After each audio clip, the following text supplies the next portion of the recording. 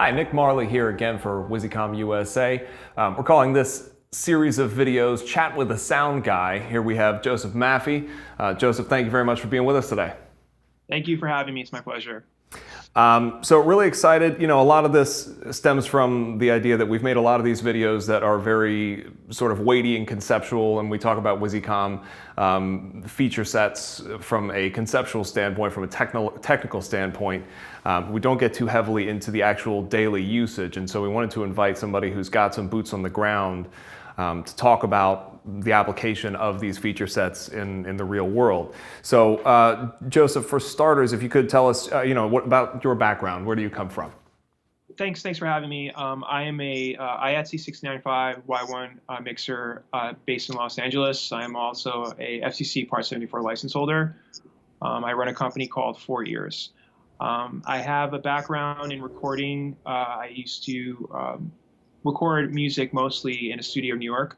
And then I started doing some ADR work there and slowly eased my way recording within TV and film and decided to eventually do bag work. And that's generally what I do on a day-to-day basis. So you've got a couple of different backgrounds, sort of a combination of skill sets there, in that you've dealt with music as well as field recording, bag mixing, that sort of thing as well. Yep. Excellent. So what initially was it that drew you into Wisycom products as being something that could help you on the job? Well, I was introduced, when I was first mixing my earlier stages, I was mostly using other equipment from either a network would provide it, or I would rent the equipment. And one of the jobs that I worked on, I was introduced to the early MCR 42 with a set of MTP transmitters. And I immediately noticed the sound quality was exceptional. And also, I did notice a difference in range issues. So I worked with pretty much everything from prosumer products to what I considered at the time a boutique product from Italy. I've never heard about it. I didn't know too much about it. It was quite daunting at first. When I read the manual, I was just like, okay, I was surprised about all the things that it did with the squelching and the real-time analyzers, and but I was up and running within an hour. I prepped before the shoot, and I fell in love with them right away.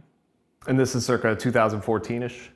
Around that time, yeah. This is, I guess, the earlier releases of the MTP40s, and I like to mention I'm still using those. I did acquire an early model of those, and I'm still using MTP30s as my backup transmitters for larger shoots. My current setup is I'm using MCR42s, and I'm using the MTP40s Band 7s currently. So I have a mix match of old and new, and they work very well together. Mostly using the ENR mode and the ENC modes. I prefer using the ENR modes for my day-to-day bag use, and there's times where I record music, and I prefer the ENC mode for the extended range that you get from an ENC mode. They're great on instruments, very surprisingly, work really well, and I prefer to use DPA mics for those situations. Great. So, Joseph, you mentioned ENR and ENC, and I think it's prescient that you mentioned those things. They are something, again, that we've talked about in our videos as ENR being more useful for one application or ENC being more useful for another. In the real world, how have you used those companders on different jobs? Where have you been able to apply them? Well, the ENR, as it's voice optimized, I usually use that generally for most of my field work, most reality work, or anything involving dialogue, for feature, short film. The ENC mode, though, it because it being full range, it is my go-to for anything recording music.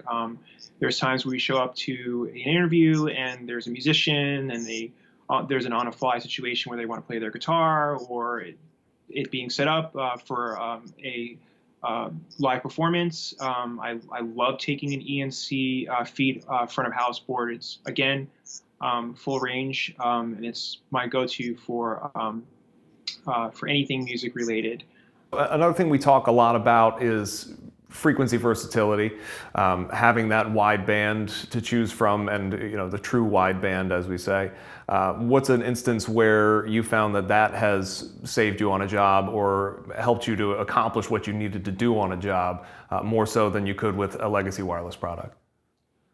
Well, what comes to mind off the bat would be a job I actually had this year. I was recording in the prisons all across America this year with a major network, and that being said, a major network, they didn't even have the ability for us to go to these locations prior to do a scout, and also we were very limited to the amount of people that we can bring on site with us. So it was a one-man job, one-man bag situation. It was just me all by myself. At times I had up to 10 talent, and I had, at times 10 producers with, requiring IFB systems. So it was a very heavy, congested situation for me on my end alone, let alone going to a prison, walking in, these big gates open up, and all of a sudden I see all these towers, their own prison communication systems. So there was a lot of things for me to work around on the fly. And having ultra wideband alone saved me, let alone coordinating, having these built-in groups coordinated for me for particularly this situation really was a lifesaver. It was, I can't say I could have done that as, nowhere near as easily as I did it with using Wisycom products. So Joseph, going into these prison environments with no real prep time and coordinating multiple frequencies in your bag, were you able to use any of the functionality of the Wisycom itself to help you coordinate? Yes. So in the past with other manufacturers' products, finding a good frequency was one thing. But then relying on some other applications for cross modulation, such as FreakFinder, wasn't a possibility in the jail cells. As soon as we got there, our IDs were out and our phones were taken from us every time. So that wasn't a possibility here. With the MCR42s, there are built-in programming, analyzing and searching in real time for the best group of frequencies, and that worked out perfectly for the situation. Again, I had up to 10 people at times, and I found them. Having that ultra wideband, it may have been in 2 different groups, but I quickly scanned, analyzed, and found everything that I needed. And that's not to mention the actual physical construction of the building. Exactly. Prisons are in incredibly dense, structures and steel, metal. It's like, at times I was in inside of a can, almost like a can. So that was definitely another element, that was working against me. And so it's a combination of factors that were beyond your control, being at the different prisons, different RF environments at each prison, them having their own in-house communication system that you could potentially step on, and then also having your own array of things in your bag that you're working around as well. So yeah, not only do you have the ability to jump around within the spectrum to deal with what they're giving you in terms of RF, but also to coordinate within your own bag without stepping on yourself. Tremendous help then, yeah. Very short time frames, I'd like to add. Yeah. How much prep time would you say you had? I think on average we had about half an hour Wow. at most. These were very foreign environments to me. So I'm not sure how much we got into this, but tell me a little bit about, if you would, again, what you have in your bag right now. I know we kind of breezed through it earlier. I generally use Sound Devices mixers. I have a 664 and a 663.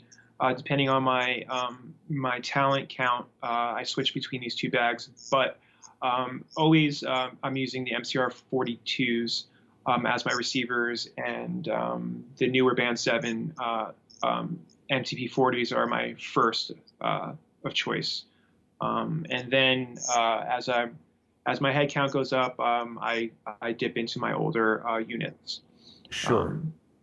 I'm using those all with DPA 4061s, and I have them all set with my DPA voicings. Do you ever find yourself in a situation where you need to suddenly jump in and switch to a different mic voicing, where you've got another lavalier that's going to work better for this application, that application? I'm mainly thinking for high noise floor environments and shifts in that regard. I'm using all 4061s, and I think they are the most perfect match. I never have any noise floor issues. I never have any intelligibility issues, or I never have any overloads. I'm never hitting my limiters with them, especially DPA cores. I mean, they're the best limiters out there on the market. Everyone's constantly on a huff over every manufacturer's limiters sound this way, sound that way, but I'm never even hitting mine with those mics. The dynamic range on them are incredible, and the perfect match for Wisycom, in my opinion. Speaking to other sound mixers who might be considering buying a Wisycom or considering a Wisycom product, what would your pitch be to them? I would automatically off the bat, I would say just listen to them. A-B them, A-B-C, A-B-C-D, A-B-C-E-F-G. Just get every manufacturer out on the table and just listen to it. I am very big, promoter of the product just because of how they sound. Then there's the range. I've challenged people to get 3 bags, your top 3 choices, and just have your talent walk and see who wins. And for me, every time it's been Wisycom. The frequency coordination is a dream. It's just, it's amazing to cut all that time out, jumping on a job site and not having time to scout is pretty much, I would say it's 90% of the time. We don't have the ability to go to a job site and discover that there's a police tower, 100 yards away. And having the ability to have that ultra wideband at your disposal it's just been a dream. I always say, I have a peace of mind that I never had from any other product manufacturer out there with Wisycom. So I would just say, just listen, use your ears, and that's been my biggest push for the product with my friends or anybody that asks me. Terrific. I think those are all obviously great sales points to somebody who's on the entry level. And then I think we touched on some of the other numerous features in depth in terms of one job versus another, how Wisycom at the end of the day can help you accomplish things that previously might not have been possible. Joseph, once again, thank you so much for coming and chatting with us today. Really appreciate it. Nick Marley, again, here for Wisycom USA. If there's any other topics you'd like to see us discuss, please email us at support@wisycomusa.com.